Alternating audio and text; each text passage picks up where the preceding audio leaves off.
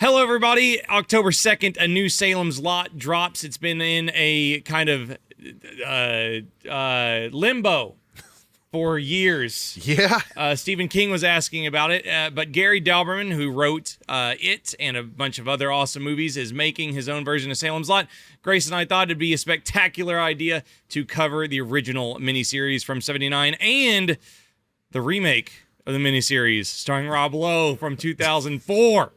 What an awesome time it's going to be. Salem's Lot is one of my favorites ever vampire tales from Stephen King, and we're going to roll in it right now. So what'd you think about Salem's Lot on your new watch through, Grayson? I have something to kind of admit right here, right now. This was only the second time I had ever fully watched through the original Salem's Lot. I had seen it whenever I was a kid. I want to say that they had played it on like TNT or TBS. One or the other had it on. And I had watched it one Halloween and it scared me a lot for a vampire film, which is not easy to do. I mean, most of the time whenever I'm watching a vampire movie, it doesn't really get to me because I just don't find vampires that scary most of the time because they're not really coming at you as much as they do in Salem's Lot. But when I watched Salem's Lot as a kid, I remembered one scene, and it's the scene to where it's at the very end, and it's whenever his eyes open up whenever he's in the coffin.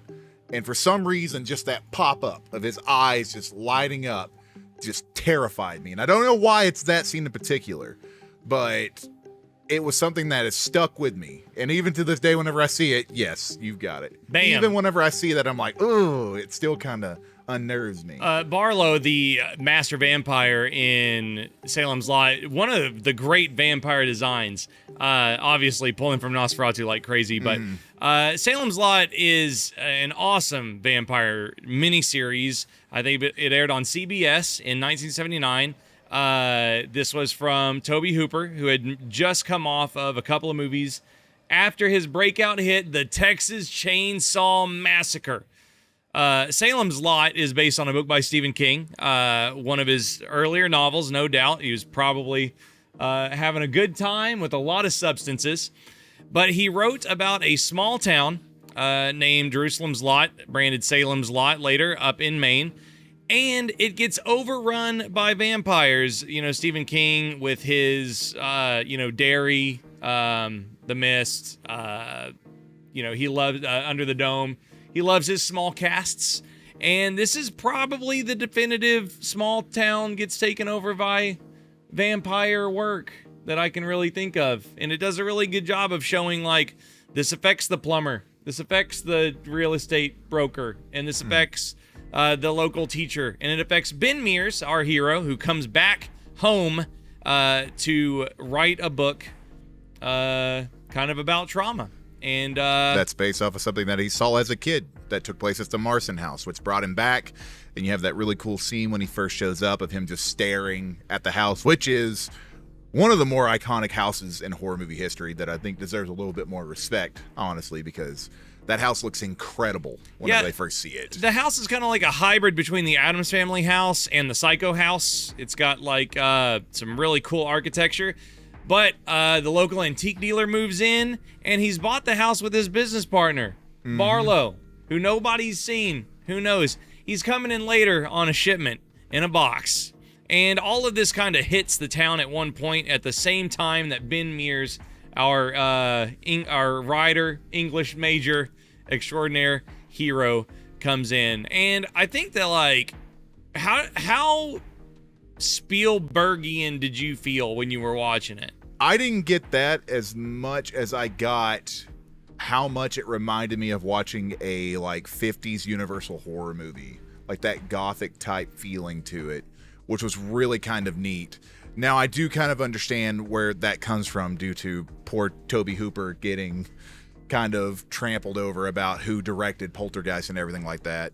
But it really does go to show how talented Tobe is and how much respect he truly deserves, because he does a phenomenal job with this movie. Like almost every single shot you see in this, he destroys, whether it's introducing a character or just dialogue between the two. That scene right there in particular, like, he does a really good job putting them all together. Vampires at the window. the stuff starts going down, and the town just kind of succumbs to. They really treat it like a virus, like a sickness, at a lot of parts as well. Yeah, I love the fact that they don't really give you like that they're vampires until about it might be like it might be after the first episode to where you're like, okay, this is completely cool. It's you know what's going on. It's a 3-hour miniseries, and so like it's very much a slow burn. Mm-hmm. I don't know how many people in our audience like would be willing to watch it because it looks older for sure. Like this looks like a movie made in the late 70s or like early 80s as far as like just the film quality goes, and oh my god in heaven. It is, but the cool thing about it is it's not cheesy. I mean, there are some things in it that, kind of age a little poorly due to it's just like weird. Like the way that Ben Mears acts with the kid in the very end of the movie, he's kind of like throwing him around and everything. Yeah. But other than that, it's pretty straightforward and pretty serious the whole movie. Like it really like it doesn't joke around. It doesn't. Yeah. It's very shocking to know that this was on TV. Like this was a made-for-TV miniseries, and it blows me away that it is because it's so violent. Yeah. Well, I'd have to disagree because while it does have violence, so much of it is saved for those freeze frames. I'm not talking about gore. I'm talking about what it's going after. Like you have kids being taken out left and right. It is violent in the nature of like one of the first victims of the entire show is a child. Yeah. And then the next one is another child. And that's what I'm talking about as far as violence. It's at that time that it came out in, was it 79? Yep. I don't know of many things that were on TV at that time that showed that off. Like, it's wild to think about that. It kind of makes you think, it's like, I wonder if it probably did not because clowns are way scarier than vampires, but I wonder if there was like a class of, or like a group of kids who got traumatized by this because they watched it and they shouldn't have, the way that we watched it and we shouldn't have as for kids. Sure. Because this is pretty freaking crazy. I have seen from the new movie that is coming out from the trailers that the eyes are very much something they're keying in on visually. I have not watched the trailer for the new show or the new movie, and I probably won't. I'll just go into it because I kind of want to be surprised by how they do this one, but I am extremely excited to see how they pull it off. Golly, just look at that. I know, it's terrifying. It's so freaky. The contacts alone that they did are amazing. Yeah, he's pretty happy to see him though. But yeah, I think that whenever I was watching this, I was really like, I was just thinking, it's like, if I had a kid or like a little cousin or something, they want to watch vampire movies, it's like, would they like the old Salem's Lot? And I don't know if there's enough like stimuli to like have a younger or like a new to the genre person really like it. Because it looks older and stuff. But like, I really love how the miniseries will build for the first hour and a half all the relationships in the town. It'll stack up how this person interacts with that person, and Ben Mears is with his girlfriend, and he gets to know their parents, and Ben Mears is talking to his old school teacher. The plumber's wife is having an affair with the local real estate guy.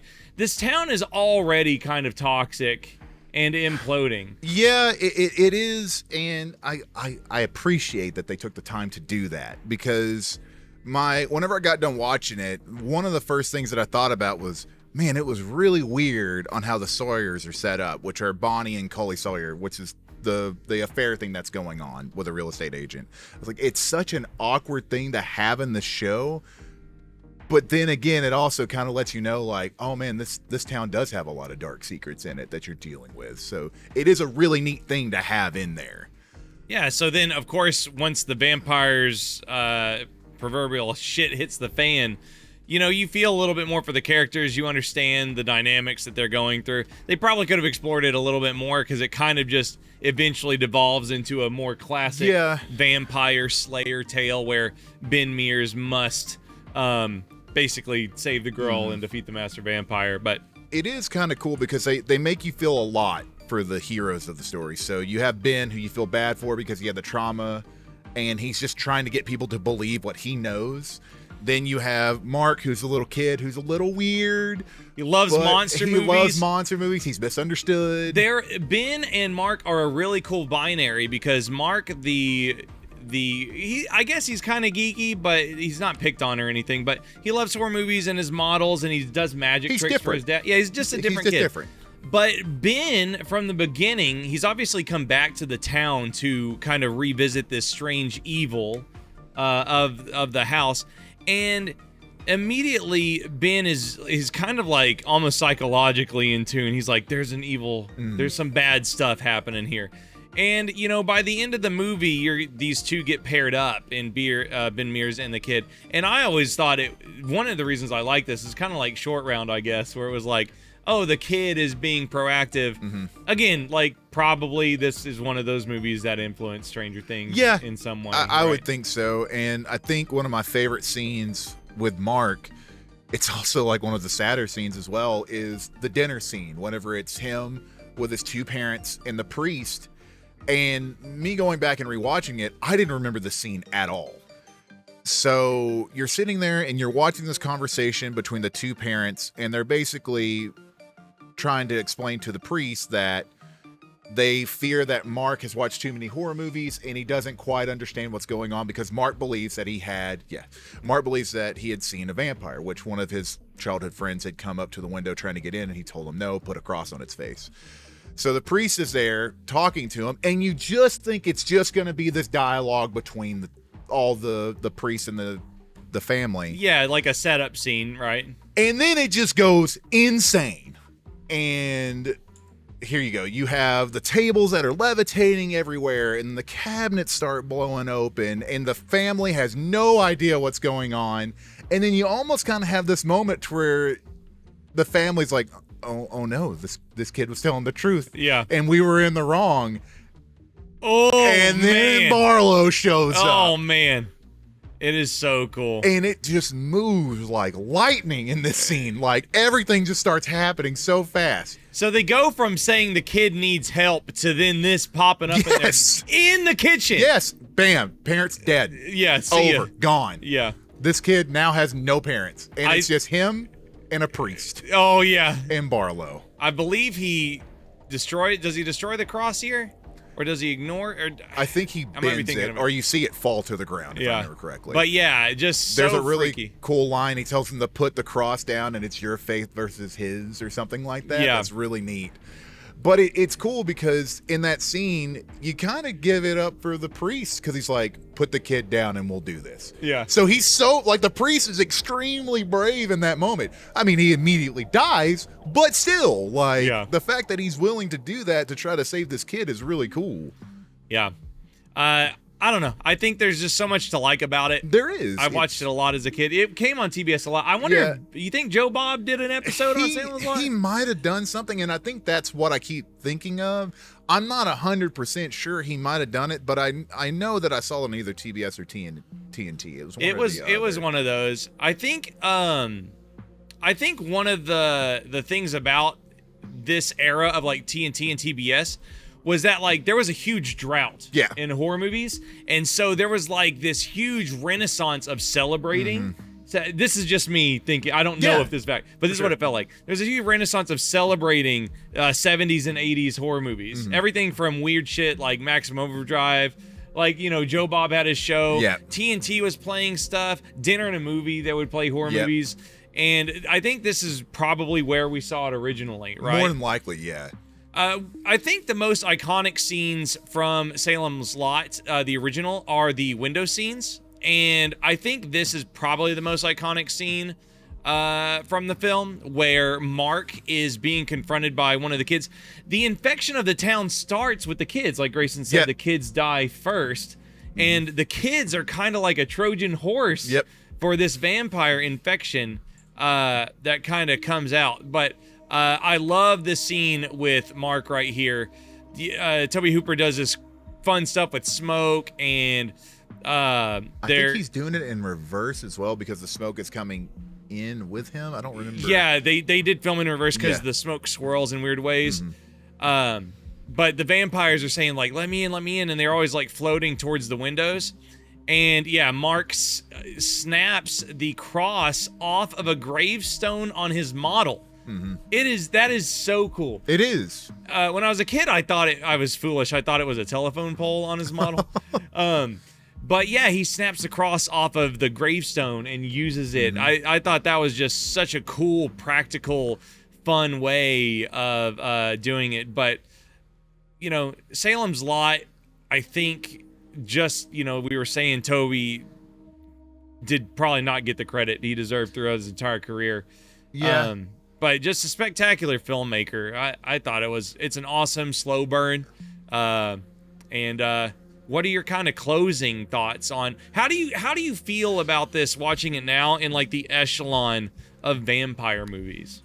I would put this in probably the top 3 vampire movies. You of really all time. think so? That's very nice to hear. I do, and it's because this might be a weird thing to say about it. I think it's because of how much heart this movie has. It's almost like the little movie / miniseries that could, you know, it was probably coming out and not many people really expected that much because it was just made for TV, and they put out like a titan, you know. I felt the same way when I was watching it. I was like, it's almost like Hooper and company were like, what do you mean you're gonna give me a 3-hour block to work with? And instead of like being like, it's a mini series, it's gonna be on TV, I'll make it as good, he like said, oh, I'll make my 3-hour movie and then they'll split it in 2 and put it on this on television. So it feels much more like a 3-hour movie than it feels like a mini series. It does, and I will admit, it's a lot to take in one sitting. Like, to sit down and watch the full thing in one sitting, it is a lot, but it's worth it. It's not anything that I felt bored at all during the whole time. It was interesting throughout the whole thing, and that's super impressive, to be honest, that you could put that together as one big block and still make it enjoyable to watch all the way through. Yeah, I would definitely put it, I don't know, I would have to really think about it. It's off my gut instinct, I'm like, yeah, it's a top 5 vampire movie. I would have told you that, you know. I also really love, before we move on to our thoughts on the miniseries, I love the poster for this, and like the title splash screen is, I mean, it's the kind of poster where, you know, it's like, this is what you know, the new horror movies try to replicate when they're making stuff. I mean, this house is amazing. It's creepy. The font treatment is outstanding. This is amazing, and it's got this same old John Carpenter, you know, font and everything. Yeah, font and everything. Just imagine being a kid in '79 and you pick up a newspaper and you see that image right there, but it's in black and white on the newspaper. Yeah, just terrifying. It'd be cool. But yeah, I just love the whole aesthetic as well. But there's good news. They remade Salem's Lot again in 2004, starring Rob Lowe. We decided we would just combine these both into a single video. We were gonna make 2. Yeah. But if you're still watching, make sure and subscribe. And you could have seen this early over on patreon.com/hangtime, which is our master Patreon for content like this. If you want to see more horror content like this on Carnage Candy, we really appreciate it. Our viewership is growing. We're a new channel. You know, ad revenue doesn't pay the bills, but you guys can help support it and keep the dream alive as we continue to grow in subscribers. TNT, was it? This miniseries came on? Let me double check, but I'm afraid it is indeed TNT. And let me tell you something. I have never watched a remake that has taken the most iconic scenes from the original and just absolutely destroyed everything that made it cool. There's something to say about legacy with this movie, right? Like, you know, halfway through we started to watch it and we were like, this is bad. It stars Rob Lowe, it stars Princess Peach from the Mario Party live action movie, and it was like, one iconic scene is just terrible. Another iconic scene from the original is terrible. Iconic character in the movie is terrible. Yeah, I think it's like we were speculating that the issue was that the original Salem's Lot was so well done that I thought maybe they just didn't want to even be compared to, so they just tried to focus on other scenes, which is like the way wrong thing to do when you're trying to bank on nostalgia. Yeah. But the window scene that we talked about earlier, it was awful and muted and bad and really, really, really bad CGI to where you could see the green screen reflecting off of the kid. It was it's really like you bad. could see the green screen behind the kid in the window treatment, and we were like 10 minutes in, and Grace goes, Rob Lowe's so miscast in this. Yeah. And I go, is he miscast or does he suck?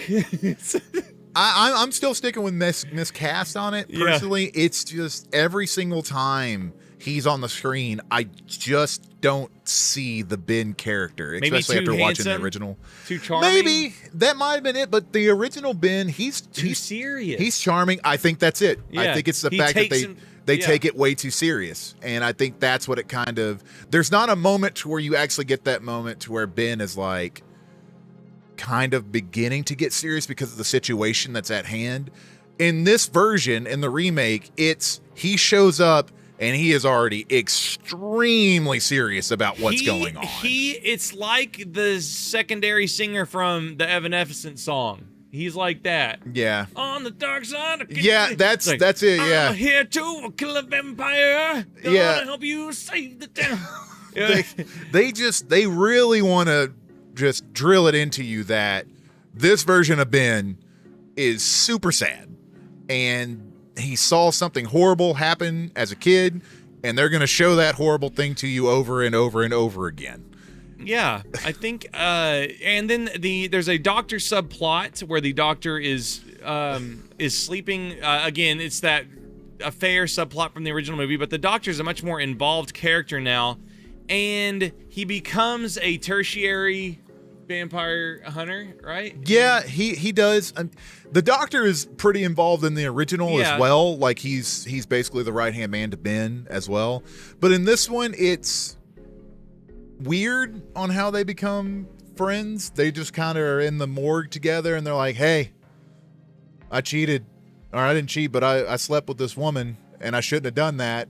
And then Ben's like, sounds like a tough situation. You want to hunt some vampires? And then they're fighting vampires right after that. It's just, it's so weird and almost kind of like, just makes you feel icky in a way too. It's just weird. It's like, why is Ben's friends with this creep? It makes no sense.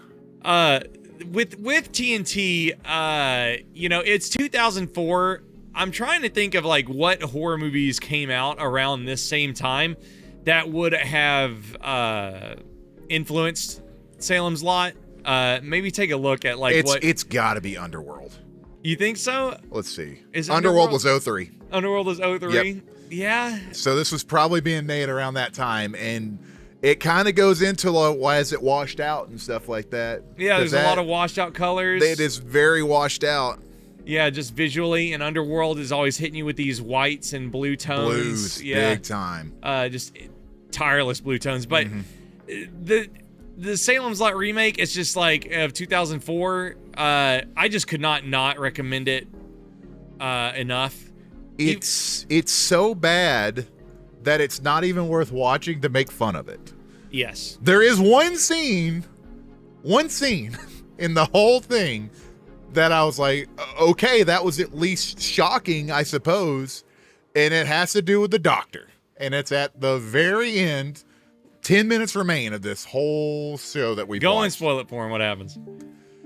They get to the house. Psych, they don't even go to the house. They go to where Ben's been staying the whole time to find Barlow. They open up this door to go down the stairs, which has been getting worked on the whole series. The doctor's in the front. He takes one step on the stairs, falls through, and lands on a table saw. That's powered on. That's powered on randomly and dies. Gone. This character who you just started to, I guess, kind of care about is gone because he fell through some stairs and onto a saw. It was like Sean and I watched this together. Neither one of us expected that to happen because it's just the most random thing you can do for this character. Don't give him a good out or anything. He's just dead. We were very surprised because this guy had made Band of Brothers episodes. Let's see, the Andromeda Strain as well. I don't know. It was just we were like, ooh, he might make this pretty good. But it's just a hard pass. But I will say it doesn't take away from the fact that the original 1979 holds up pretty damn well. I think it'll make you respect it more because one thing they could have done with the remake is really go all out on Barlow, and they couldn't even do that. Yeah, so this amazing vampire design that we get from the original is non-existent in the 2004 remake. You get Rutger Hauer, who it just looks awful. He's a great actor. Once again, he should not have been in this. I feel bad for him in this movie because he is such a great actor, and he's not really given much. He's maybe in this show. Of the 3-hour runtime, he's probably in it for 10 minutes. Yeah, so maybe. So instead of this incredible bald vampire design from the original, you get this strange. It's just him as a vampire. It's nothing. He's no different from Buffy the Vampire Slayer, to be honest. Yeah. He's the same. It's the same actor, same vampire. It's just so disappointing. There's such a lack of everything that matters. And even their best cast, Mr. Andre Braugher, rest in peace, is completely wasted. It's, this gentleman from The Mist, he's super great actor. He passed away in 2023, but he's also in the movie. He's wasted. It's sad. But yeah, I love Salem's Lot. I think you should watch the original if you love vampire films. And it'll be fun to compare it to the new one. Having watched the trailer for the new Salem's Lot, I gotta say, I think it looks like it's gonna be like solid. Yeah, well, this one's it's like an hour and a half, right? The new one. It's not 3 hours, correct? I don't know how they're gonna make it. If it's a movie, I doubt it'll be 3 hours. Let's see, it's an hour and 53 minutes, so lots of consolidations, but it's gonna be cool. I think it'll be worth watching, and we'll see. The guy who wrote It is going to be in it, and Lewis Pullman is going to be, Bill Pullman's little boy is going to be Ben Mears, so it should be a really good time. Oh, that's cool. I didn't know that. Yeah. But yeah, great cast, so everything's working for it. It's kind of like, I don't know, I think about like Goyer, right? Yeah. He wrote the Blade movies and X-Men. How bad can Blade Trinity be? Hey, you know what? I still love that movie. I do love Blade Trinity. I still love that movie. Thank you for watching. It was fun to break that down. Yeah. I enjoyed watching Salem's Lot and talking about it with you in passing. They're some of my favorite childhood movies. Definitely shaped my opinions on vampires. So what do you think about 1979 Salem's Lot, chat? I'm sure there's going to be infinity of you in the comments that have seen it. Again, you can check out our patreon.com/hangtime to support content like this. We really appreciate it. Make sure and hit that subscribe button if you haven't yet. And stay tuned for our Salem's Lot review that will be posting very shortly here within the next week or so. And we'll make sure and link this video back in that so you can get our opinions on the original. Have a great day. Goodbye. Goodbye.